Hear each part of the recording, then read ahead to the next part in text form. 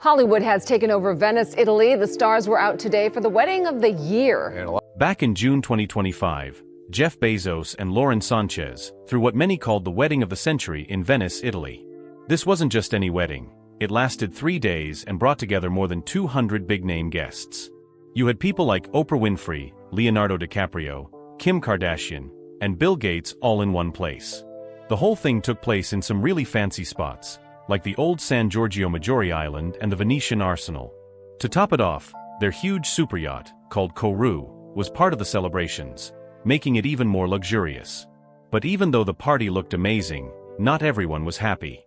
Local groups protested the wedding because they felt it was taking over Venice in a bad way. One group even planned to fill the canals with inflatable crocodiles to disrupt the event. Because of all this, the couple had to move the wedding to a different location and security was really tight. Despite the drama, the wedding went ahead in full style. Jeff and Lauren said their vows in a ceremony that was officiated by Matteo Bocelli, and there was a beautiful performance of Can't Help Falling in Love that really set the mood. Lauren wore a stunning custom-made dress by Dolce & Gabbana, and Jeff looked sharp in a classic tuxedo. Even with all the glitter and glam, the whole event showed how powerful and controversial these big celebrity weddings can be. On the outside, it was a dream celebration. But underneath, there were protests, changes, and a lot of mixed feelings. The party started off with a pretty wild foam party right on Jeff Bezos' massive superyacht Kourou, which is worth about $500 million. This wasn't your typical wedding kickoff. Guests were dancing around in swimwear, covered in foam, near the Croatian island of Venice. Some people thought it was a fun, unique way to start the celebrations, but others were a bit skeptical. Foam parties can be messy and sometimes not the healthiest idea, especially at such a big, fancy event. After that bubbly chaos, the wedding events kept getting more extravagant.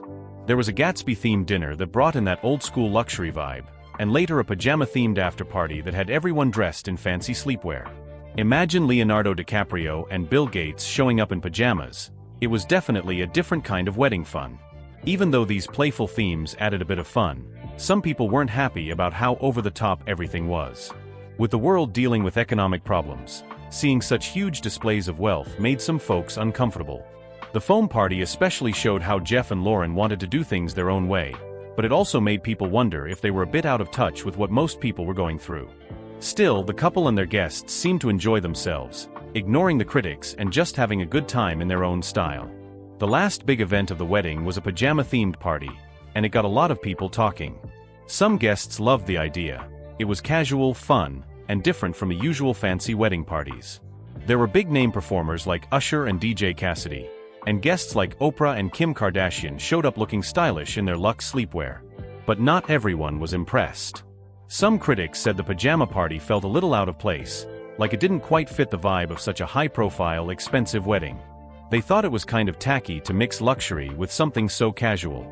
At a time when many people are dealing with money problems, some felt this party was just another example of showing off wealth without thinking about how it looks to the rest of the world. Still, Jeff and Lauren didn't seem to care about the negative opinions. They kept the good vibes going and clearly wanted to celebrate in a way that felt right to them, no matter what others thought. The wedding didn't just cause a stir with the party themes, it also upset a lot of people in Venice itself. Local residents weren't thrilled about all the noise, crowds, and the strict security that came with the event.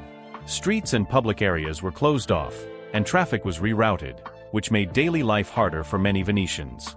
While the wedding did bring some money to local businesses like hotels and restaurants, the disruption wasn't easy for everyone.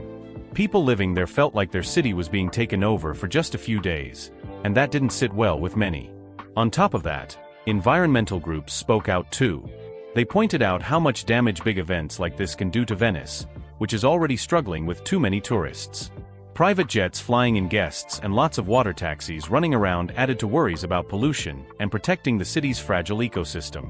Some guests and the wedding planners tried to highlight the positive side, like donations to charity made during the event, but it was clear that many people still had serious concerns about how this kind of luxury party affects Venice and places like it. The media had a big role in shaping how people saw Jeff Bezos and Lauren Sanchez's wedding. Some news outlets focused on the glitz and glamour, the fancy dresses, the star-studded guest list, and the amazing venues. But others pointed out all the drama and criticism that came with the event. Because of this, The story got a lot of attention and sparked debates everywhere. Social media was buzzing with people sharing their opinions, some praising the celebration, others calling it out for being too flashy and out of touch with reality. This wedding became more than just a party. It turned into a symbol of bigger issues. People started talking about wealth and privilege, and what responsibilities billionaires should have when it comes to how they spend their money. While some defended Jeff and Lauren's right to celebrate however they want, many questioned if it was the right time or place for such extravagance, especially with so many challenges happening around the world.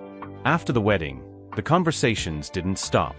People kept talking about what the event meant beyond just the celebration. Critics stayed vocal, pointing out concerns about how much money was spent and the environmental damage caused. On the other hand, some supporters highlighted the good things, like the charity donations and the attention Venice got from such a big event. The wedding sparked bigger discussions about luxury and the role of super-rich people in society.